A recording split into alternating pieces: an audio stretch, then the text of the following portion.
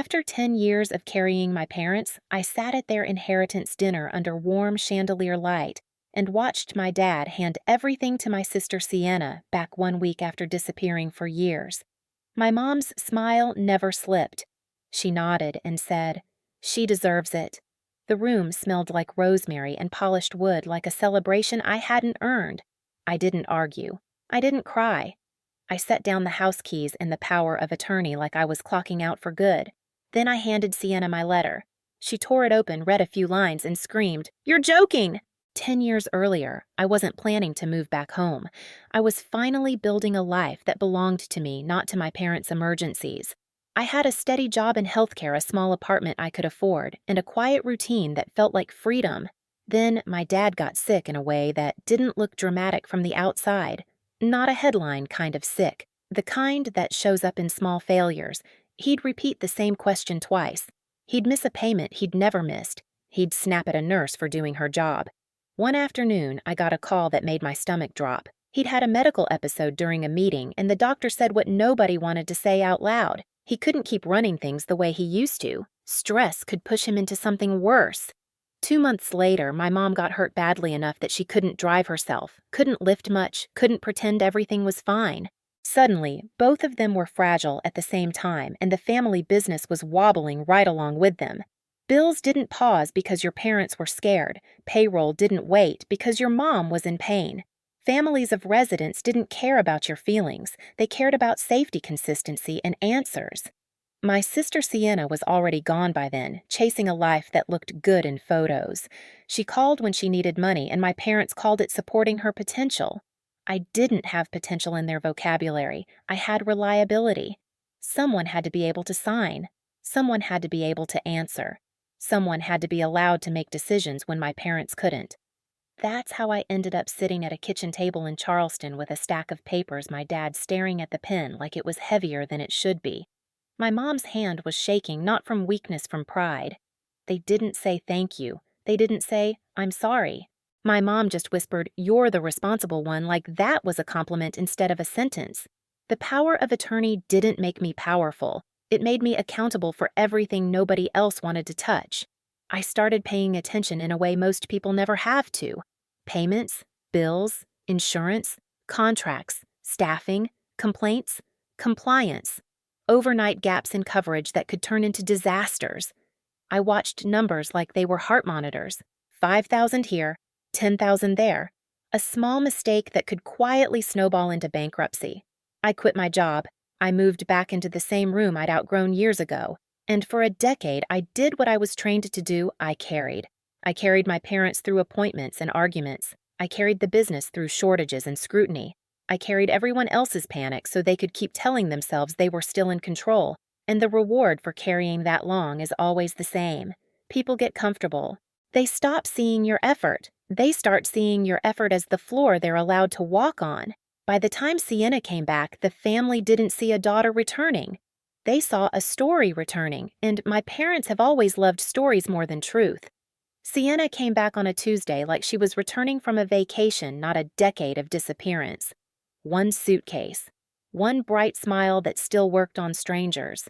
She hugged my mom first, held on long enough to make it look like devotion. Then she turned to my dad and said softly, "I'm here now. I'm ready to help." I watched my parents' faces change like someone had turned the lights back on.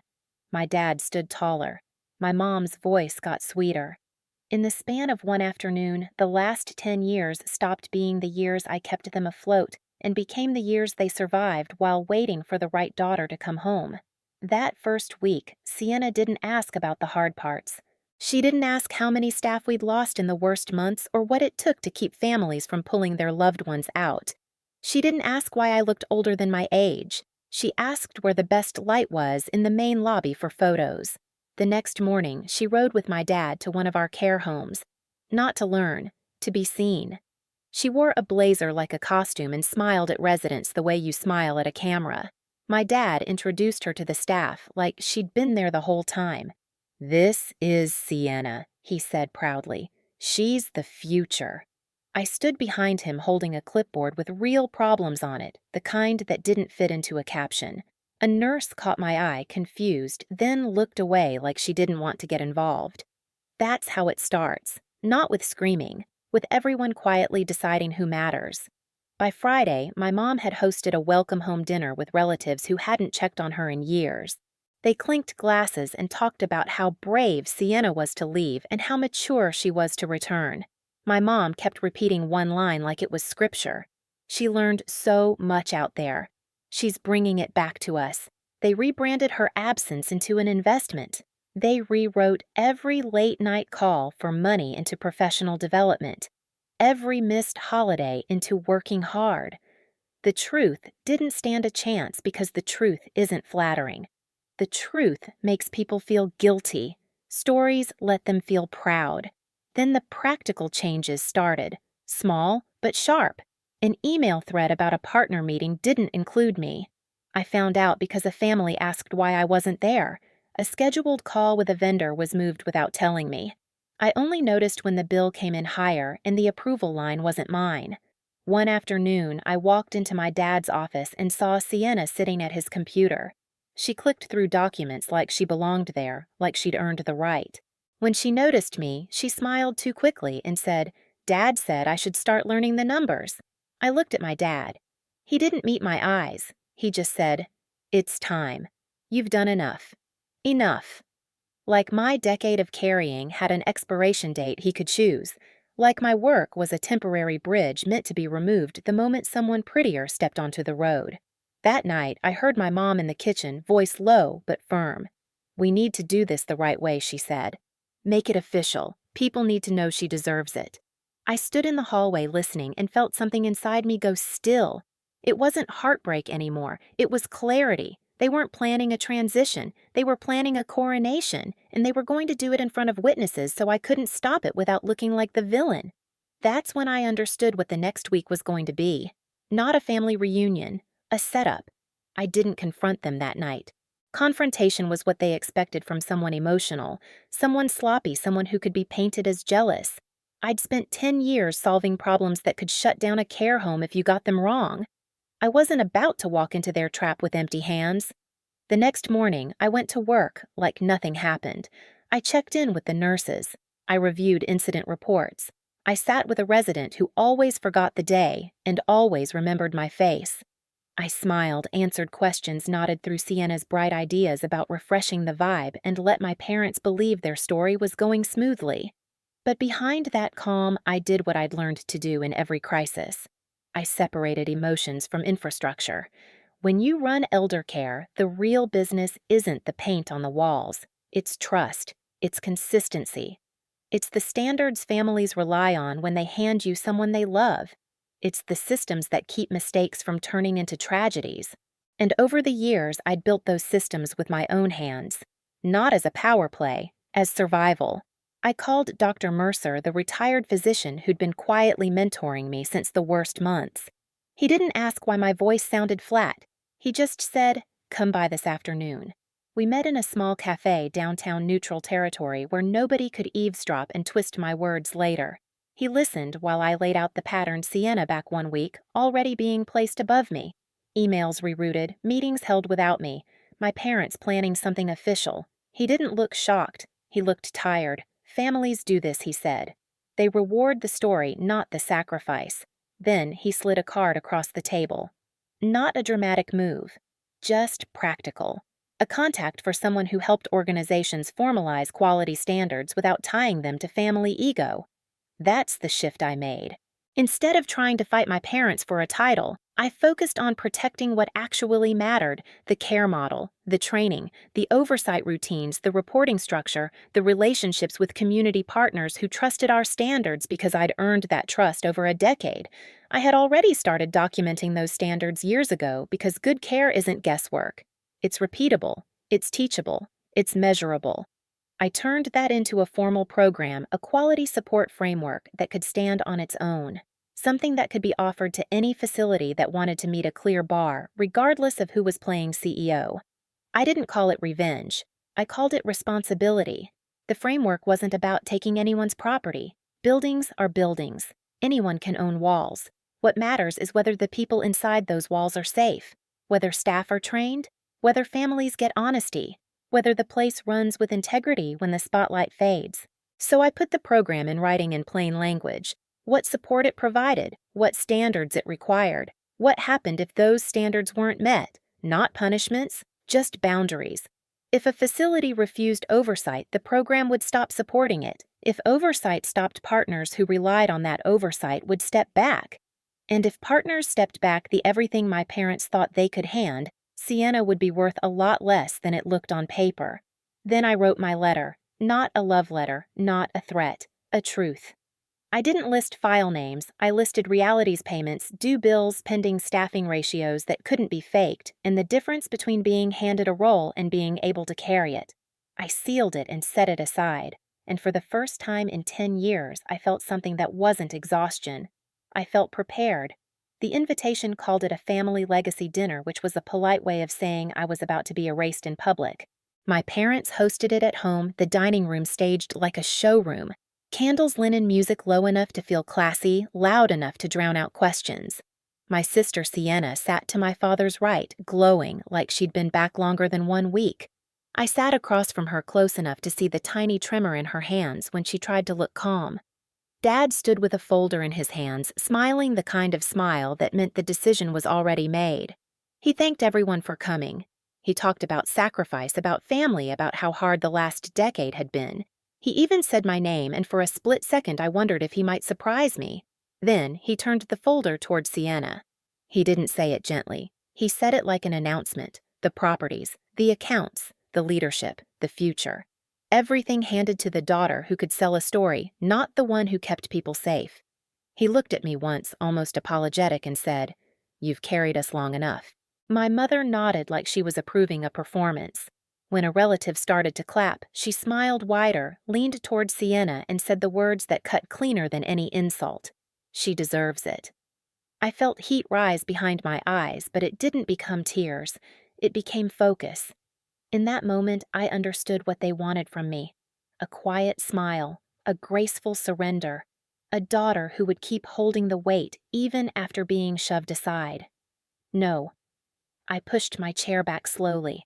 The legs scraped the floor, and the sound was sharp in the hush. Every face turned toward me, waiting for the scene. I didn't give them one. I walked to the head of the table and placed the house keys down first. Metal against wood. A small sound that landed like a gavel. Then I set down the power of attorney. My father's expression tightened. My mother blinked fast, like she was trying to reset reality. Sienna's smile froze, still painted on, but no longer alive. I looked at my sister and kept my voice steady. "Congrats, Sienna!" I slid a sealed envelope toward her, red and impossible to ignore. I didn't add threats. I didn't raise my voice. I didn't beg for credit. I just let the room feel the shift like a storm changing direction.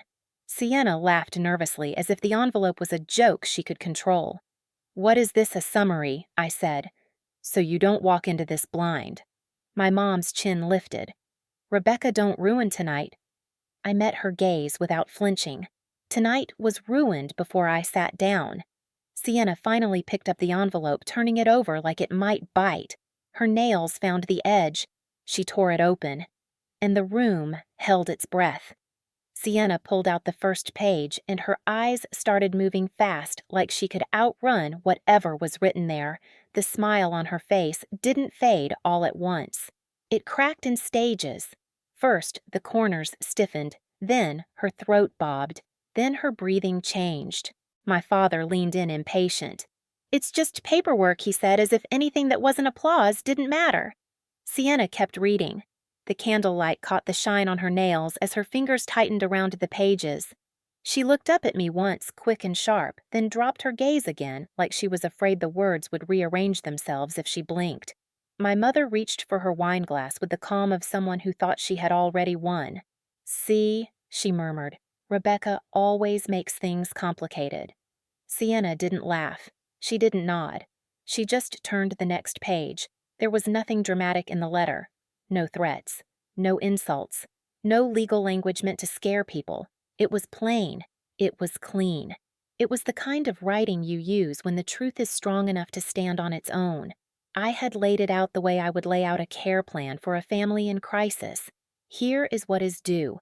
Here is what is pending. Here is what keeps the place safe. Here is what happens when you pretend safety is optional. Payments coming up in the next few weeks. Bills that didn't care about family speeches. Staffing levels that could not be cut without consequences. Partner support that depended on independent quality oversight. The quality support program, I had built the one that provided training reporting and routine checks so families and community partners could trust what we promised. And the boundary written in one simple paragraph. If leadership chose to opt out of that oversight, the program would stop supporting the facilities. If the support stopped, the partners who relied on it would step back. No more referrals, no more shared resources, no more quiet credibility that carried us through storms. The buildings would still stand, but they would be standing alone, with every risk suddenly visible and every mistake suddenly expensive. Sienna's eyes hit that paragraph and stayed there. Her face drained so fast it was like someone pulled a plug. She shoved her chair back hard enough to scrape the floor and snapped her head up at me, voice slicing straight through the room. "You're joking." The table went silent in the way it does when a family secret finally stops being a secret. My mother's hand flew to her chest. "Sienna, honey, calm down." My father reached for the pages like he could snatch the reality out of her hands. "Give me that." Sienna jerked them away. "This says I'm responsible for all of it," she said, shaking. "This says the support system stops if I don't meet the standards. This says I can't just walk in and play CEO." My father's jaw clenched. "It's our company, our home, our name." A quiet voice came from the far end of the table, not loud, not dramatic, just steady. An older man I recognized from meetings with community partners, someone my father had invited tonight because he liked having important people watch him talk. He cleared his throat. "She's not joking," he said. "Those standards are why we've worked with you. We don't partner on speeches. We partner on systems." My father stared at him like betrayal had grown another head.